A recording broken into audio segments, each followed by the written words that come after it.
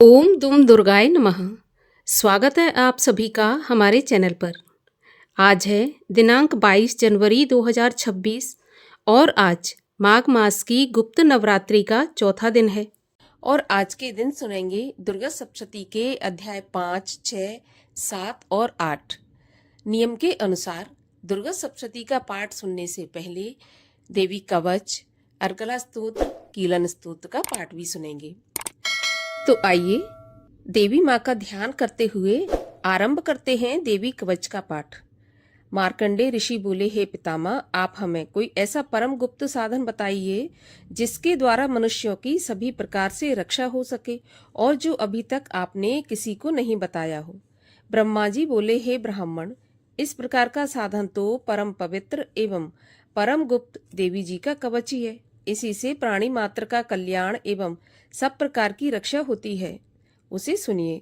देवी जी की 9 मूर्तियों के नाम इस प्रकार से हैं। पहली शैलपुत्री, दूसरी ब्रह्मचारिणी, तीसरी चंद्रघंटा, चौथी कुष्मांडा, पांचवी स्कंद माता, छठी कात्यायनी, सातवीं कालरात्रि, आठवीं महागौरी और 9वीं सिद्धिदात्री है।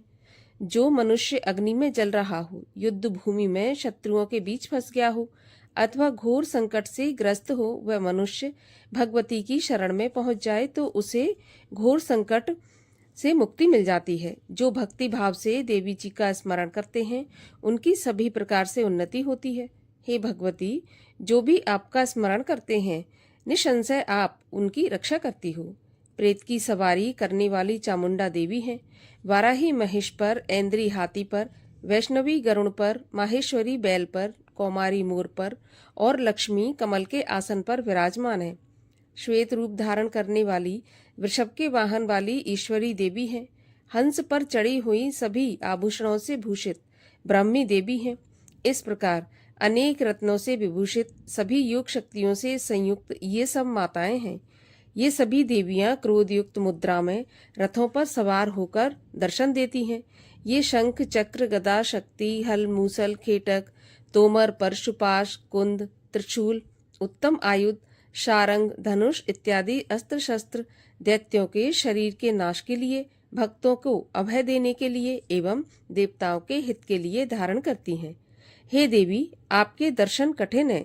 शत्रुओं के भय को बढ़ाने वाली देवी जी, आप मेरी रक्षा कीजिए।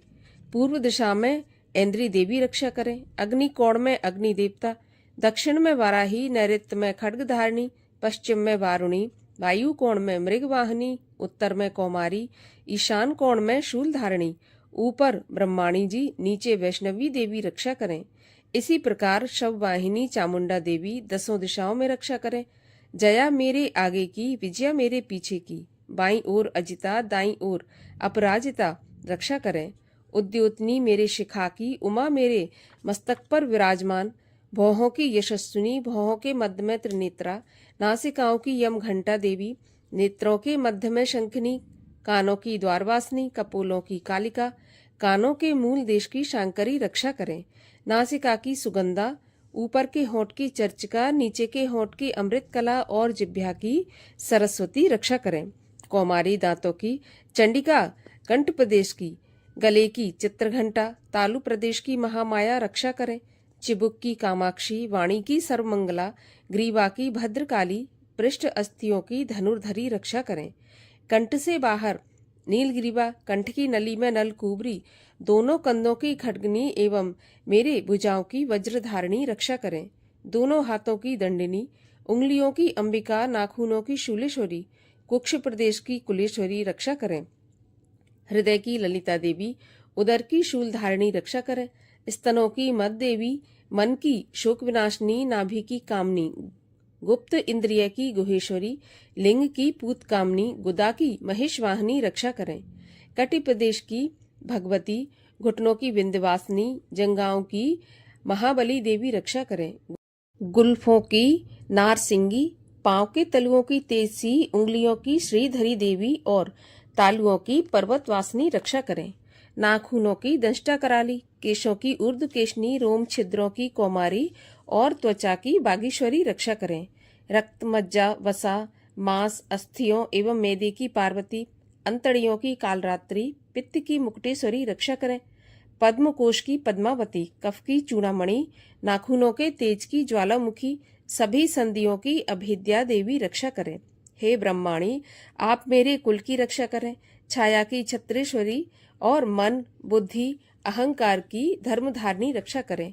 प्राणों की कल्याण शोभना और शब्द, स्पर्श, रूप, रस, गंध, इन 5 इंद्रियों की योगिनी, सत्व, रज, तम की नारायणी देवी रक्षा करें। आयु की वराही, धर्म की वैष्णवी, यश की कीर्ति एवं लक्ष्मी तथा धन विद्या की चक्रणी रक्षा करें। इंद्राणी मेरे गोत्र की, चंडिका मेरे पशुओं की, महालक्ष्मी मेरे पुत्रों की, भैरवी देवी भार्या की रक्षा करें। मेरे पथ की सुपथा, मार्ग की क्षेमकारी, राजा के दरबार में महालक्ष्मी एवं सभी दिशाओं में स्थित होकर विजया मेरी रक्षा करें। और जो भी स्थान कवच में नहीं आए और जो आरक्षित हैं, उन स्थानों की पापनाशनी जयंती देवी रक्षा करें। मनुष्य अपना कल्याण चाहे तो एक कदम भी बिना कवच के कहीं न जाए। कवच से नित्य रक्षित मनुष्य जहाँ जहाँ भी जाता है, वहीं से उसे धन का लाभ तथा सभी कामनाओं की सिद्धि प्राप्त होती है। पृथ्वी पर उस पुरुष को ऐश्वर्य एवं अतुल संपत्ति प्राप्त होती है। वह मनुष्य निर्भय हो जाता है। युद्ध भूमि में कोई भी उसे नहीं जीत सकता। त्रिलोक में पूजा जाता है। वह देवी कवच देवताओं को दुर्लभ है। इसको अत्यंत श्रद्धा के साथ सावधान होकर जो तीनों संध्याओं में नित्य पढ़ लेता है, उसे देवी कला की प्राप्ति होती है।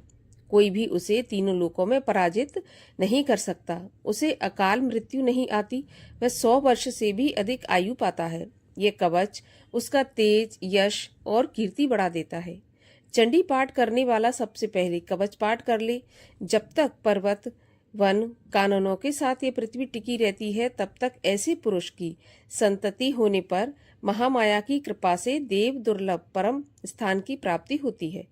कवच का पाठ करने वाला सुंदर रूप को पाकर सदा शिव के साथ आनंद को पाता है। श्री अर्गला स्तोत्र।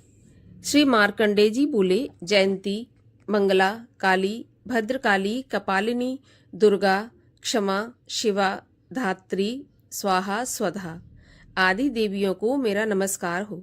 हे चामुंडे देवी, समस्त प्राणियों के दुख निवारण करने वाली आपकी जय हो।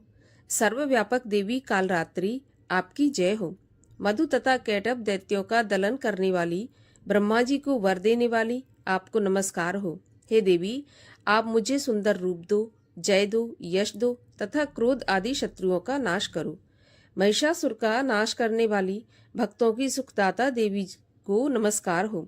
मुझे रूप दो, जय दो, यश दो, शत्रुओं का नाश करो। हे रक्त बीज का वध करने वाली देवी और चंड मुंड असुरों का विनाश करने वाली माता, मुझे सुंदर रूप दो, जय दो, यश दो, शत्रुओं का नाश करो। हे पापनाशक चंडिके, जो सर्वदा भक्ति पूर्वक आपके चरणों में मस्तक झुकाते हैं, उन्हें रूप दो, जय दो, यश दो, शत्रुओं का नाश करो।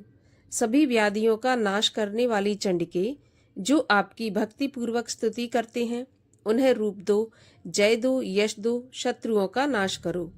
हे देवी जी, आप मुझे सौभाग्य, आरोग्य और परम सुख दो। रूप दो, जय दो, शत्रुओं का विध्वंस करो। मेरा कल्याण कीजिए और उत्तम धन संपत्ति दीजिए। रूप दो, जय दो, यश दो, शत्रुओं का नाश करो। हे माता, आपके चरणों पर देवता और दैत्य दोनों ही अपने मुकुट की मणियां घिसते हैं। हे मातेश्वरी, आप अपने भक्तों को विद्यावान, यशवान और लक्ष्मीवान करो।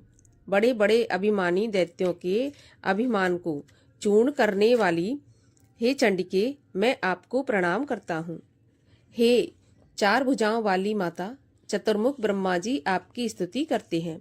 हे परमेश्वरी, आप मुझे रूप दो, जय दो, यश दो, बैरियों का विध्वंस करो। श्री पार्वती के पति महादेव जी से स्तुत्य हे परमेश्वरी, रूप दो, जय दो, यश दो, शत्रुओं का नाश करो। हे देवी, आप तो कठोर भुजदंड रखने वाले दैत्यों का भी घमंड नाश कर देती हो। हे अंबिके, आप अपने भक्तों के लिए अपार आनंद की वृद्धि करती हो। मुझे रूप दो, जय दो, यश दो, शत्रुओं का नाश करो।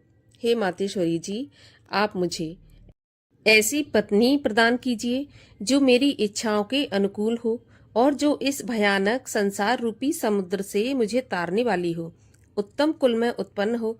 जो पुरुष इस स्तोत्र का पाठ करके महास्तोत्र अर्थात कीलक का पाठ करता है, वह सप्तशती के पाठ जप से मिलने वाले वर एवं श्रेष्ठ संपदा के फल को प्राप्त कर लेता है।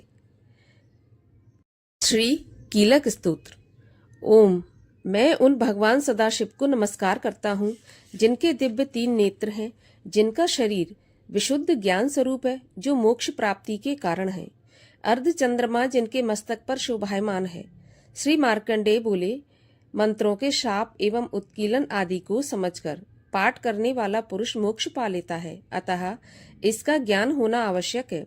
सब उच्चाटन आदि वस्तुएं इसी स्तोत्र द्वारा पाठ करके सिद्ध होती हैं, और जो इस स्तोत्र का पाठ करके सप्तशती के पाठ से स्तुति करते हैं, उन्हें देवी जी सिद्ध हो जाती हैं। उच्चाटन आदि प्रयोगों से उन पुरुषों को मंत्र, औषधि आदि किसी अन्य साधन की आवश्यकता नहीं पड़ती। बिना जप के भी सभी उच्चाटन आदि सिद्ध हो जाते हैं। क्या समस्त उच्चाटन आदि इसी से सिद्ध हो जाते हैं? इस प्रकार की लोगों को शंका हुई। तब उस शंका के निवारण के लिए सदाशिव ने लोगों को बुलाकर आज्ञा दी। ये सब सिद्धियां देने वाला शुभ स्तोत्र है। इस चंडिका स्तोत्र को भगवान सदाशिव ने गुप्त कर दिया। इस स्तोत्र के पाठ द्वारा प्राप्त होने वाला पुण्य कभी नष्ट नहीं होता। साधक सभी प्रकार का क्षेम प्राप्त कर लेता है, इसमें कोई भी संशय नहीं। कृष्ण पक्ष की चतुर्दशी अथवा अष्टमी के दिन एकाग्र होकर जो अपना सब कुछ भगवती के अर्पण करता है और फिर प्रसाद के रूप में ग्रहण कर लेता है, उस पर भगवती प्रसन्न होती हैं। इसी रूप के कीलक द्वारा महादेव ने इसे भी कीलन कर दिया है। जो इसके द्वारा सप्तशती का निष्कीलन करके स्पष्ट होकर नित्य पाठ करता है, वह सिद्ध हो जाता है। देवी जी का गण एवं गंधर्व होता है। वह कहीं भी घूम रहा हो, उसे कोई भय नहीं होता, न उसकी अकाल मृत्यु होती है। देहांत होने पर वह मोक्ष पाता है। इसलिए इस कीलक स्तोत्र को समझकर तथा उसका उत्कीलन करके पाठ करना उचित है। जो इस प्रकार नहीं करता, उसका नाश होता है। तभी तो बुद्धिमान इसे समझकर ही उत्कीलन से संपन्न स्तोत्र का पाठ आरंभ करते हैं। जो कुछ भी रमणियों में सौंदर्य, सौभाग्य आदि दिखाई देते हैं, ये सबके सब श्री देवी की कृपा के फल हैं। इसी कारण इस शुभ स्तोत्र का जप सदा करते रहना चाहिए। इस स्तोत्र के मंद स्वर में पाठ करने से थोड़ा फल मिलता है, उच्च स्वर में अधिक फल मिलता है। सभी सिद्धियां प्राप्त होती हैं, अतः उच्च स्वर से पाठ करें।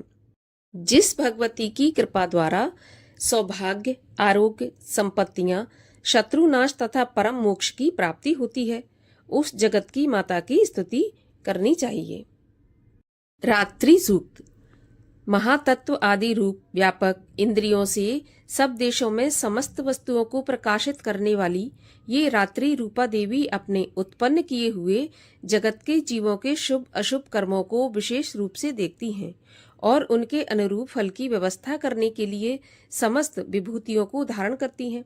ये देवी अमर हैं और संपूर्ण विश्व को, नीचे फैलने वाली लता आदि को तथा ऊपर बढ़ने वाले वृक्षों को भी व्याप्त करके स्थित हैं। इतना ही नहीं, ये ज्ञानमयी ज्योति से जीवों के अज्ञान अंधकार का नाश कर देती हैं। पराचित्त शक्ति रूप रात्रि देवी आकर अपनी बहन ब्रह्म विद्यामयी उषा देवी को प्रकट करती हैं, जिससे अविद्यामय अंधकार स्वतः नष्ट हो जाता है। वे रात्रि देवी इस समय मुझ पर प्रसन्न हो, जिनके आने पर हम लोग अपने घरों में सुख से सोते हैं।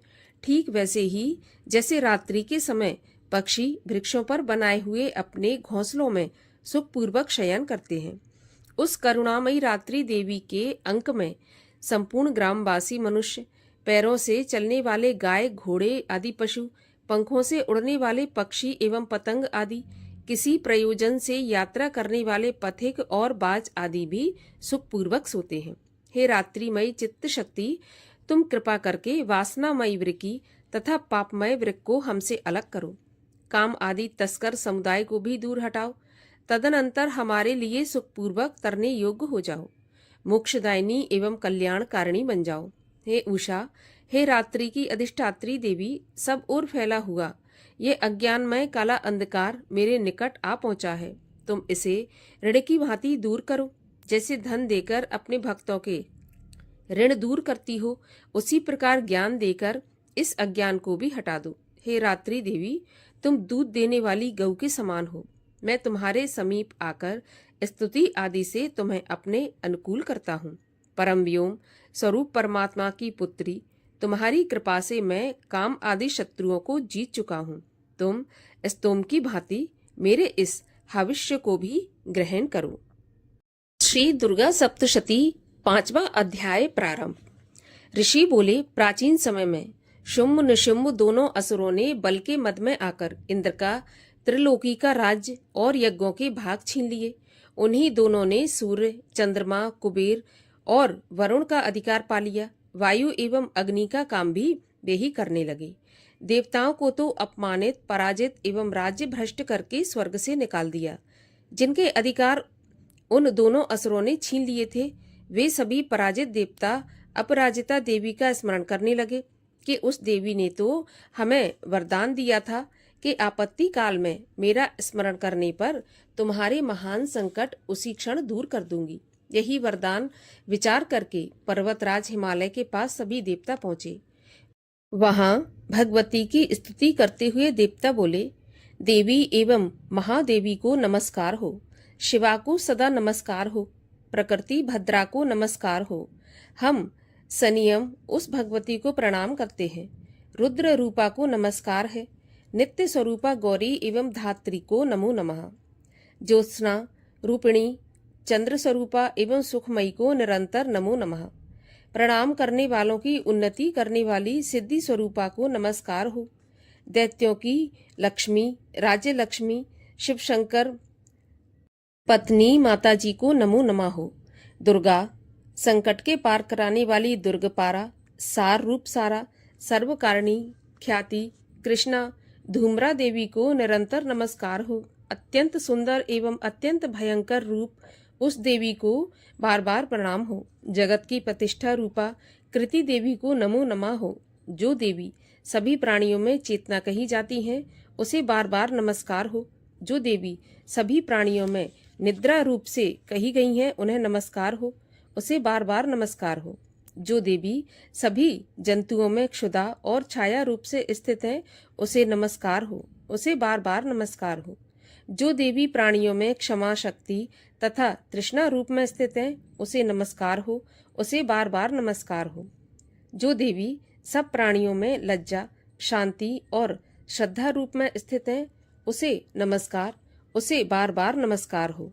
जो देवी सभी प्राणियों में कांति रूप में स्थित है, उसे नमस्कार, उसे नमस्कार, उसे बार बार नमस्कार हो। जो देवी सभी प्राणियों में भ्रांति, कांति और जो लक्ष्मी रूप से स्थित है, उसे नमस्कार, उसे नमस्कार, उसे बार बार नमस्कार हो।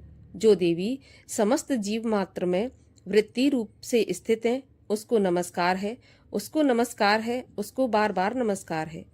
जो देवी समस्त जीव मात्र में स्मृति रूप में स्थित है, उसको नमस्कार है, उसको नमस्कार है, उसको बार बार नमस्कार है।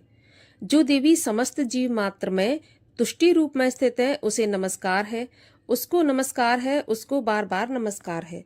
जो देवी समस्त जीव मात्र में माता रूप में स्थित है, उसको नमस्कार है, उसको नमस्कार है, उसको बार बार नमस्कार है। जो देवी समस्त जीव मात्र में भ्रांति रूप में स्थित है, उनको नमस्कार है, उसको नमस्कार है, उसको बार बार नमस्कार है। जो देवी समस्त इंद्रियों तथा संपूर्ण जीव मात्र की अधिष्ठात्री हैं और समस्त जीव मात्र में निरंतर व्याप्त रहती हैं, उसको बार बार नमस्कार है। जो देवी इस सारे जगत में व्यापक होकर चैतन्य रूप में स्थित है, उसे नमस्कार है, उसे नमस्कार है, उसे बार बार नमस्कार है। प्राचीन काल में अपने मनोरथों की सिद्धि के लिए देवताओं ने जिस देवी की स्तुति की, इसी प्रकार कई दिनों तक सुरपति इंद्र जिनकी सेवा करता रहा, वह मंगल रूपा परमेश्वरी हमारा मंगल एवं कल्याण करे और हमारी आपत्तियां दूर करे। दुष्ट दैत्यों से संतापित हम संपूर्ण देवता जिस भगवती ईश्वरी को नमस्कार कर रहे हैं और भक्ति पूर्वक नम्रता के स्वरूप मनुष्यों द्वारा स्मरण किए जाने पर उनकी विपत्तियों का नाश कर देती हैं, वह हमारी भी सभी विपत्तियों को दूर करें। ऋषि बोले, हे राजन, सभी देवता जब इस प्रकार भगवती की स्तुति कर रहे थे, उस समय श्री गंगा जी के जल में स्नान करने के लिए पार्वती जी आईं। उस समय सुंदर भौहों वाली पार्वती ने देवताओं से पूछा कि तुम लोग किसकी स्तुति कर रहे हो। तब उनके शरीर कोश से प्रकट होकर शिवा बोली कि ये देवता तो शुंभ दैत्य के सताए हुए एवं संग्राम में निशुंभ से पराजित हुए हैं, मिलकर मेरी ही स्तुति कर रहे हैं। श्री पार्वती के शरीर कोश से श्री अंबिका जी का प्राकट्य हुआ। इसी कारण सारे संसार में कौशिकी के नाम से प्रसिद्ध हैं। इस प्रकार जब कौशिकी प्रकट हुई, तब श्री पार्वती जी रूप में काली हो गईं, अतः हिमालय में रहने वाली कालिका नाम से विख्यात हुई। उसके अनंतर शुभ निशुंभ के सेवक चंड तथा मुंड ने वहां आकर उस अंबिका देवी को देखा, जो उस समय परम सुंदर रूप धारण कर रही थी। उन दोनों ने शुंभ दैत्य को जाकर कहा कि हिमालय को अपनी कांति से प्रकाशित करती हुई परम सुंदर स्त्री वहां पर बैठी हुई है। वैसा उत्तम परम सुंदर रूप किसी ने भी कहीं नहीं देखा होगा। हे असुरराज, ये देवी कौन होगी, इस बात का आप ही पता लगाइए और उसे ग्रहण कीजिए। वह स्त्री क्या है? रत्न ही है। उसके तो सभी अंग बड़े मनोहर हैं, अपनी दिव्य कांति से दिशाओं को प्रकाशित कर रही हैं। हे दैत्येंद्र, वह तो बैठी हुई है, आप जाकर उसे देख सकते हैं। हे प्रभु, जैसे भी हो आप उसे ग्रहण कीजिए। ऋषि बोले, तब चंड मुंड के वचन सुनकर शुंभ ने महाअसुर सुग्रीव को दूत बनाकर देवी के पास भेजा और कहा कि तुम मेरी ओर से उससे इस प्रकार कहना और इस प्रकार का उपाय करना, जिससे कि वह अत्यंत प्रसन्न होकर अत्यंत शीघ्र ही यहाँ आ जाए। यह सुनकर वह दैत्य पर्वत के उस प्रदेश पर पहुंचा जो कि अत्यंत सुंदर था। वहां पर देवी बैठी हुई थी। वहां जाकर उसने देवी से मधुर वाणी द्वारा कोमल वचन कहे। दूत बोला, हे देवी, दैत्यों का स्वामी शुंभ तीनों लोकों में परमेश्वर है। मैं उसका दूत हूँ। मुझे उसने आपके पास भेजा है। मैं वहां जो उसकी आज्ञा ना मानता हो उसे परास्त कर देता हूँ। उसने सभी देवता परास्त कर दिए हैं। अब आपके लिए जो संदेश है वह मुझसे सुनिए। उसने कहा है कि सारी त्रिलोकी मेरी हो चुकी है, सभी देवता मेरे अधीन हैं, सभी यज्ञ भाग अलग अलग करके मैं ही पा रहा हूँ। त्रिलोकी भर के उत्तम सभी रत्न मेरे अधीन हो चुके हैं। इंद्र के श्रेष्ठ वाहन ऐरावत हाथी को मैंने छीन लिया है। देवताओं ने क्षीर सागर से उत्पन्न उच्चश्रवा नामक अश्व रत्न प्रणाम करके मुझे भेंट कर दिए हैं, तथा और भी जितने देव गंधर्व एवं नागों के पास रत्न स्वरूप वस्तुएं थीं, वे सबकी सब हे सुंदरी मेरी हो चुकी हैं। हे देवी, अब हम तुमको स्त्रियों में रत्न मान रहे हैं। इस कारण अब आपको भी हमारे पास आ जाना चाहिए, क्योंकि हम तो रत्नों के भोक्ता हैं। अब तुम्हारी इच्छा है कि मुझे अथवा मेरे पराक्रमी भ्राता निशुंभ को इन दोनों में से किसी को वर के स्वरूप में चुन लो, क्योंकि तुम रत्न रूपा हो। मेरे साथ विवाह कर लेने से तुम्हें अतुल ऐश्वर्य प्राप्त हो जाएगा। यह अपनी बुद्धि के द्वारा सोच लो, फिर मेरे साथ विवाह कर लो। ऋषि बोले, जब इस प्रकार दूत ने देवी से कहा, तब वह जगत को धारण करने वाली भगवती देवी जी गंभीर होकर मंद मुस्कान करके बोली कि हे दूत, तुमने जो कुछ कहा वह सत्य है। इसमें मिथ्या कुछ भी नहीं है। इसमें संदेह नहीं कि शुंभ त्रिलोकी का स्वामी है और निशुंभ भी वैसा ही है, किंतु मैंने प्रतिज्ञा की हुई है, उसे किस प्रकार मिथ्या करूं। प्रतिज्ञा इस प्रकार है कि जो मुझे युद्ध में जीत ले एवं मेरा अभिमान तोड़ दे और संसार में मेरे समान बलधारी हो, वह मेरा भर्ता हो सकता है। शुंभ आए अथवा महाअसुर निशुंभ आ जाए, मुझे जीतकर मेरा शीघ्रता से पाणी ग्रहण करे। दूत बोला, हे देवी, तुम्हें अभिमान है जो इस प्रकार की बातें मेरे सामने कर रही हो। भला कहीं त्रिलोकी में ऐसा कौन सा पुरुष है जो शुंभ निशुंभ का सामना कर सके। सारे देवता तो दूसरे दैत्यों का सामना भी नहीं कर सकते। तू तो स्त्री है और फिर अकेली है। युद्ध भूमि में इंद्र आदि सभी देवता जिस शुंभ आदि दैत्यों के सामने नहीं ठहर सके, भला तू स्त्री होते हुए उनका सामना कैसे कर सकेगी। इस तरह चले चलने से तुम्हारी प्रतिष्ठा होगी, अन्यथा जब वे तुम्हारे केश पकड़ के घसीटते हुए ले जाएंगे तो तुम्हारा गौरव नष्ट हो जाएगा। देवी बोली, हे दूत, इसमें कोई संशय नहीं कि शुंभ बलवान और निशुंभ भी पराक्रमी हैं। पर मैं करूं तो क्या करूं? प्रतिज्ञा करने से पहले यह बात मैंने नहीं सोची थी। अब तुम जाकर असुर राज को मेरी यही बात कह दो, फिर उसे जो उचित दिखाई दे वही करे। 6वां अध्याय।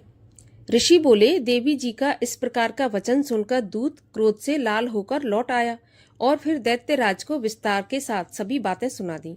दूत के वचन सुनते ही दैत्यराज क्रोध से भर गया। दैत्यों के सेनापति धूम्रलोचन से बोला, हे धूम्रलोचन, तुम देर मत करो। अपनी सेना के साथ वहां जाकर उस दुष्टा को केशों से पकड़कर बलपूर्वक घसीटते हुए यहाँ जल्दी लेकर आओ। उसकी रक्षा के लिए यदि कोई भी वहां पर दूसरा उपस्थित हो, चाहे वह देवता, यक्ष, गंधर्व कोई भी हो, उसे मार डालो। ऋषि बोले, आज्ञा पाते ही वह धूम्रलोचन दैत्य 60,000 असुरों की सेना लेकर शीघ्र चल पड़ा। वहां पहुंचकर उसने हिमालय पर विराजमान देवी को देखा और ऊंची आवाज से बोला कि अरे, तू शुंभ निशुंभ के पास चल। यदि अभी प्रसन्नता पूर्वक मेरे स्वामी के पास नहीं चलेगी तो याद रख, तुझे बालों से पकड़कर घसीटते हुए बलपूर्वक ले जाऊंगा। देवी बोली, इसमें संशय नहीं कि तुम्हें दैत्येश्वर ने भेजा है। तुम स्वयं भी बलवान हो, बड़ी भारी सेना के साथ आए हो। इस प्रकार की दशा में मुझे बलपूर्वक ले आओ तो मैं तुम्हारा क्या कर सकती हूँ? ऋषि बोले, जब इस प्रकार का उसे उत्तर मिला तो धूम्रलोचन असुर देवी की ओर दौड़ा। तब तो देवी अंबिका जी ने हुंकार के शब्द से उसे भस्म कर दिया। फिर तो असुरों की क्रोध की बाढ़ आ गई। बड़ी सेना तथा अंबिका जी ने एक दूसरे पर तीक्ष्ण बाण, शक्तियां, फरसे आदि बरसाना आरंभ कर दिए। इधर देवी जी का वाहन सिंह भी कुपित होकर भयंकर नाद करता हुआ, अपने बाल झटकारता हुआ असुरों की सेना पर उछल पड़ा। उस सिंह ने कुछ असुरों को पंजों की मार से एवं कुछ एक को अपने जबड़ों से तथा कई एक महाअसुरों को नीचे पटककर दांतों एवं दाढ़ों से विदीर्ण करके मार डाला। कितने एक दैत्यों के केसरी ने नाखूनों से पेट फाड़ डाले। कितने एक दैत्यों को तल प्रहार कर उनके सिर धड़ से अलग कर डाले और अन्यों की भुजाएं, सिर आदि छिन्न भिन्न कर दिए। कितनों के पेट फाड़ फाड़ कर गले के बाल फटकारते हुए सिंह ने रुधिर पान किया। अत्यंत कुपित हुए देवी जी के वाहन बलवान सिंह ने क्षण भर में दैत्यों की सेना क्षय कर दी। देवी जी ने उस असुर धूम्रलोचन को मार डाला। देवी जी के वाहन सिंह ने भी सारी सेना का क्षय कर दिया। शुंभ ने जब यह सुना तो उसके क्रोध का पारा चढ़ गया और उसके होंठ कांपने लगे। झट से शुंभ ने चंड तथा मुंड दैत्यों को आज्ञा दी, हे चंड तथा मुंड, तुम दोनों बड़ी भारी सेना लेकर वहां पहुंचो। उसे जल्दी से यहाँ लाओ। उसे सेना लेकर खींचकर या बांधकर ले आओ। यदि इस प्रकार लाने में तुम लोगों को संशय हो तो युद्ध करो। सभी प्रकार के अस्त्र शस्त्रों से सारे असुर मिलकर उसे मार डालो। उस दुष्टा के मर जाने पर एवं सिंह के भी मारे जाने पर जिस भी दशा में अंबिका पड़ी हो, उसे बांधकर अपने साथ लेकर शीघ्र आओ। 6वां अध्याय समाप्त हुआ। 7वां अध्याय। ऋषि बोले, अब आज्ञा पाते ही चंडमुंड आदि दैत्य आयुधों से सुसज्जित होकर चतुरंगिणी सेना के साथ चल पड़े। वहां पहुंचकर उन्होंने देखा कि हिमालय की ऊंची स्वर्ण की चोटी पर सिंह पर देवी बैठी है और मंद मंद मुस्कुरा रही है। इस प्रकार उसे देखकर पकड़ने की चेष्टा करने लगे। किसी ने धनुष चढ़ा लिया, किसी ने तलवार संभाल ली एवं कितने ही देवी जी के पास पहुंच गए। तब अंबिका जी उन शत्रुओं के प्रति क्रोध में आ गई और उस समय क्रोध के कारण उनका मुख काला हो गया। देवी के माथे पर कुटिल होकर भौएं तन गईं। अब तो भयानक मुख वाली काली देवी तलवार तथा पाश लिए प्रकट हो गई। उन्होंने अद्भुत सा खड्वांग धारण किया हुआ था। नरमुंडों की माला शोभित थी। चीते के चर्म की साड़ी पहने हुए थी। शरीर का मांस सूखा दिखाई देता था। अत्यंत भयानक रूप था। मुख को खोल रखा था। लप लपाती हुई जिह्वा और भी भयानक लग रही थी। धसी हुई लाल लाल आंखें थीं। गर्जना से सभी दिशाओं को भर दिया था। तब तो वह बड़े वेग से दैत्य सेना पर टूट पड़ी। बड़े बड़े असुरों को मारती हुई उनका भक्षण करने लगी। उन पार्श्व रक्षकों को, अंकुशधारियों को, महावत तथा योद्धाओं को घंटों के साथ कितने हाथियों को एक ही हाथ से पकड़कर मुंह में डालने लगी। वैसे ही घोड़ों के साथ रथों को एवं सारथियों को मुंह में डाल डालकर अत्यंत भयानक रूप से दांतों से उन्हें चबाती जाती थी। किसी के केश पकड़ लेती तो किसी की गर्दन दबा डालती, किसी को पैरों से दबोच लेती तो किसी को छाती से धकेलकर मार गिराती। असुरों के द्वारा छोड़े हुए अस्त्र शस्त्रों को मुंह में पकड़ती जाती और दांतों से पीसती जाती। काली जी ने इस प्रकार बलवान दुरात्मा असुरों की वह सेना कुचल डाली, कितने ही असुरों को मार दिया। उस देवी ने कुछ एक तलवार से काट गिराए, कुछ एक खड़बांग से पीट दिए और कुछ एक दांतों से कुचल दिए। क्षण भर में राक्षसों की वह सारी सेना मार पीट कर गिरा दी। यह देख चंड उस भयानक काली की ओर दौड़ा। इधर महाअसुर मुंड ने भी वहां भयंकर बाणों की वर्षा से एवं सहस्त्रों चलाए हुए चक्रों द्वारा उस भयानक आंखों वाली देवी को ढांप दिया। वे अनेक चक्र देवी के मुख में प्रवेश करते हुए इस प्रकार दिखाई देने लगे जैसे बहुत से सूर्य बिंब बादलों के पेट में समाते जा रहे हों। तब तो जिसके भयानक मुख के भीतर जिसका देख सकना भी कठिन था, ऐसे दांतों के प्रकाश से दमकती हुई अत्यंत क्रोध में आकर भयानक गर्जना करती हुई वह काली भीषण अट्टहास करने लगी। तब हूं हूं करती हुई बड़ी तलवार लिए हुए देवी चंड पर कूद पड़ी।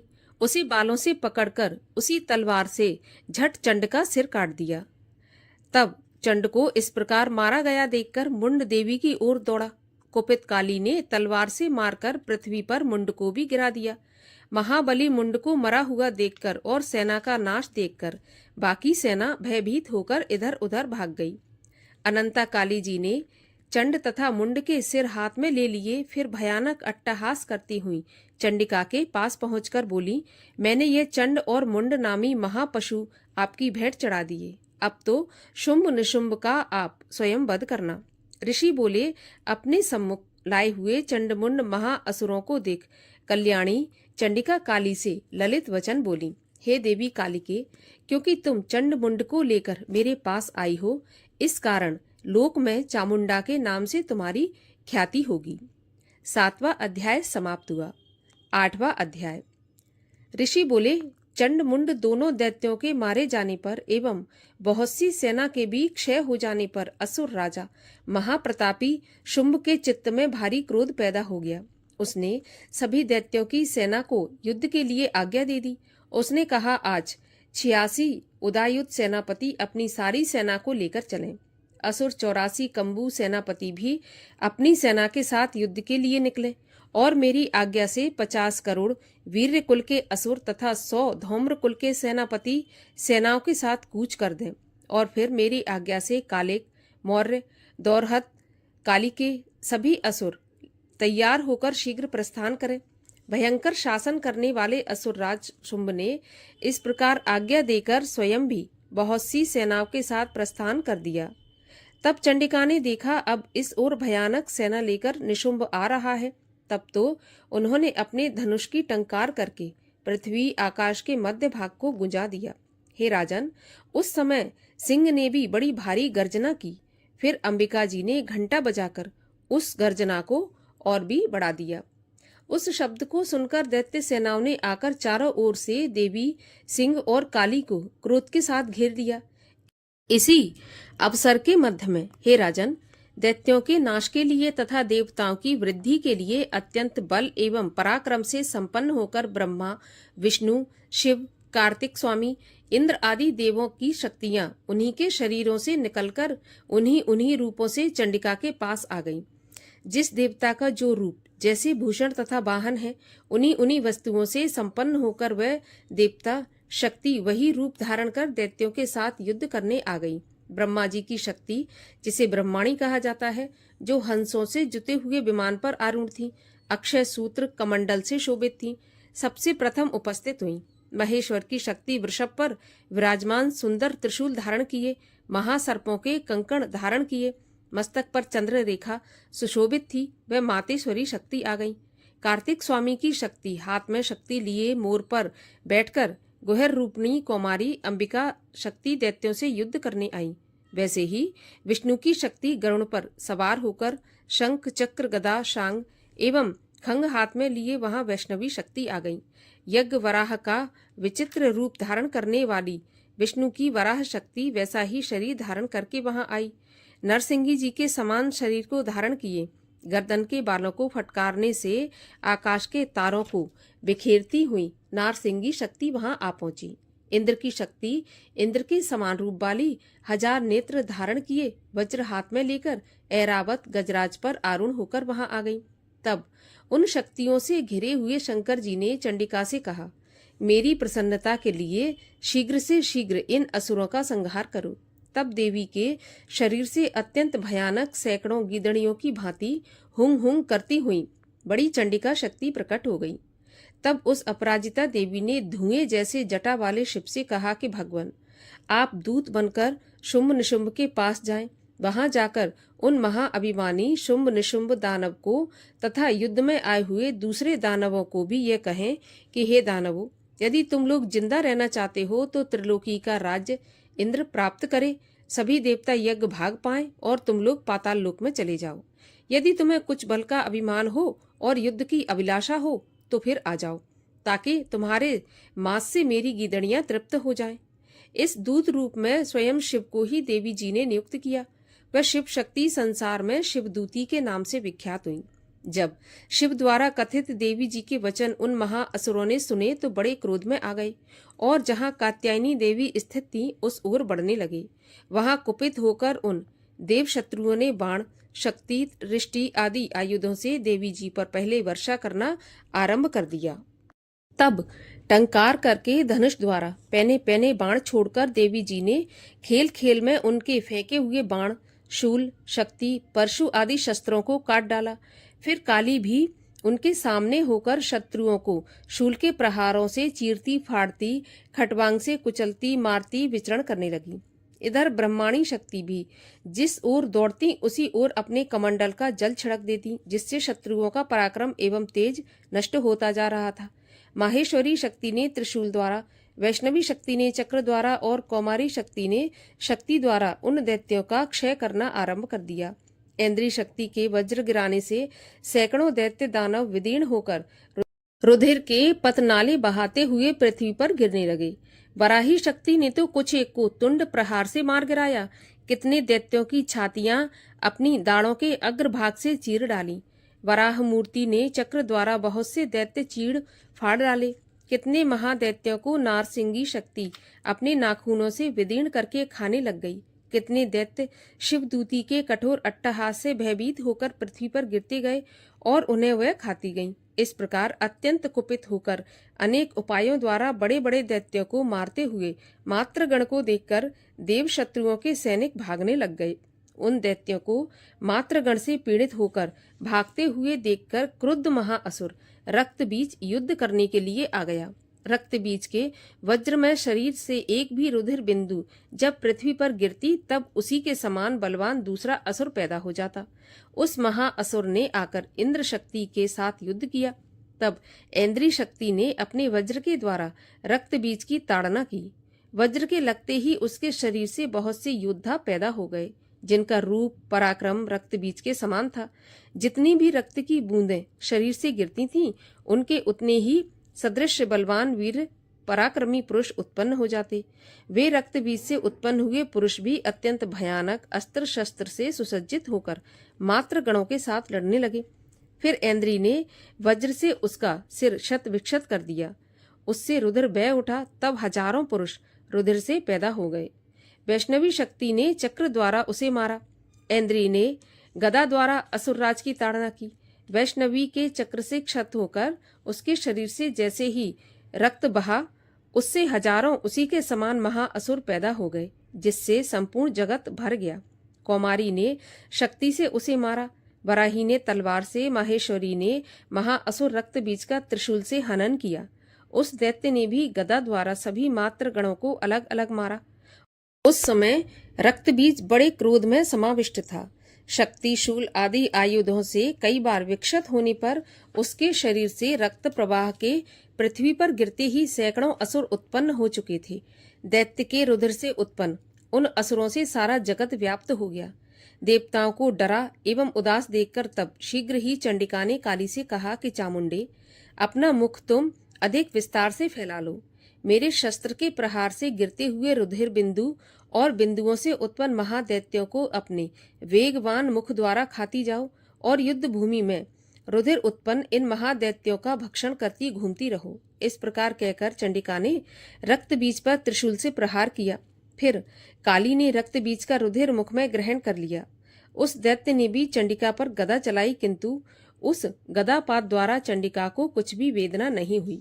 रक्त बीज के क्षत विक्षत शरीर से जो बहुत सा रुधिर गिरने लगा उसे चामुंडा मुख द्वारा पीती गईं, और जो रक्तपात से दैत्य उत्पन्न हो गए थे उन्हें भी मुख में डालती गईं। इस प्रकार चामुंडा ने सभी दैत्य खा डाले और रक्त बीज का रुधिर भी पी डाला। तब देवी ने शूल, वज्र, तलवार, रिष्टि आदि आयुधों से हीन उस महाअसुर रक्त बीज को मार दिया। शस्त्र समूहों से आहत होकर वह पृथ्वी पर गिर पड़ा। हे राजन, रुधिर तो उसका चामुंडा ने पी ही लिया था। उसकी मृत्यु होने पर देवता परम प्रसन्न हुए। मात्रगण उसके रुधिर पान के मत से उन्मत्त होकर नृत्य करने लगी। 8वां अध्याय समाप्त हुआ। अपराध क्षमा याचना। हे परमेश्वरी, मेरे द्वारा रात दिन सहस्त्रों अपराध होते हैं। यह मेरा दास है ऐसा समझकर मेरे उन अपराधों को तुम कृपा पूर्वक क्षमा करो। परमेश्वरी, मैं आवाहन नहीं जानता, विसर्जन करना नहीं जानता तथा पूजा करने का ढंग भी नहीं जानता। मुझे क्षमा करो। हे देवी सुरेश्वरी, मैंने जो मंत्रहीन, क्रियाहीन और भक्तिहीन पूजन किया है वह सब आपकी कृपा से पूर्ण हो। हे जगदम्बिके, मैं अपराधी हूँ, किंतु तुम्हारी शरण में आया हूँ। इस समय दया का पात्र हूँ, जैसा चाहो वैसा करो। देवी परमेश्वरी, अज्ञान से, भूल से अथवा बुद्धि भ्रांत होने के कारण मैंने जो न्यूनता या अधिकता कर दी हो वह सब क्षमा करो और प्रसन्न हो। हे सच्चिदानंद स्वरूपा परमेश्वरी जगत माता, हे कामेश्वरी, तुम प्रेम पूर्वक मेरी यह पूजा स्वीकार करो और मुझ पर प्रसन्न रहो। बोलिए दुर्गा माँ की जय। दुर्गा माँ की आरती। ओम जय अम्बे गौरी मैया, जय श्यामा गौरी। तुमको निश दिन ध्यावत, मैया जी को नित्य मनावत, हरि ब्रह्मा शिवरी। ओम जय अम्बे गौरी। मांग सिंदूर विराजत, टीको मृग मद को, उज्ज्वल से दो नैना, चंद्र वदननी को। ओम जय अम्बे गौरी। कनक समान कलेवर, रक्तांबर राजै, रक्त पुष्प की माला, कंठन पर साजै। ओम जय अम्बे गौरी। के हरि वाहन राजत, खड़ग खपर धारी, सुर नर मुनि जन सेवत, तिनके दुख हारी। ओम जय अम्बे गौरी। कानन कुंडल शोभित, नासाग्रे मोती, कोटिक चंद्र दिवाकर, राजत सम ज्योति। ओम जय अम्बे गौरी। शुंभ निशुंभ बिदारे, महिषासुर घाती, धूम्र विलोचन नैना, निश दिन मदमाती। ओम जय अम्बे गौरी। चंड मुंड संघारे, शोणित बीज हरे, मधु कैटभ दो मारे, सुर भयहीन करे। ओम जय अम्बे गौरी। रुद्राणी ब्रह्माणी, तुम कमला रानी, आगम निगम बखानी, तुम शिव पट रानी। ओम जय अम्बे गौरी। 64 योगिनी गावत, नृत्य करत भैरो, बाजत ताल मृदंगा, और बाजत डमरू। ओम जय अम्बे गौरी। तुम ही जग की माता, तुम ही हो भरता, भक्तन की दुख हरता, सुख संपत्ति करता। ओम जय अम्बे गौरी। भुजाचार अति शोभित, वर मुद्राधारी, मन वांछित फल पावत, सेवत नर नारी। ओम जय अम्बे गौरी। कंचन थाल विराजत, अगर कपूर बाती, श्रीमाल के तुम राजत, कोटि रतन ज्योति। ओम जय अम्बे गौरी। श्री अम्बे जी की आरती जो कोई जन गावे, कहत शिवानंद स्वामी, सुख संपत्ति पावे। ओम जय अम्बे गौरी। बोलिए दुर्गे मैया की जय।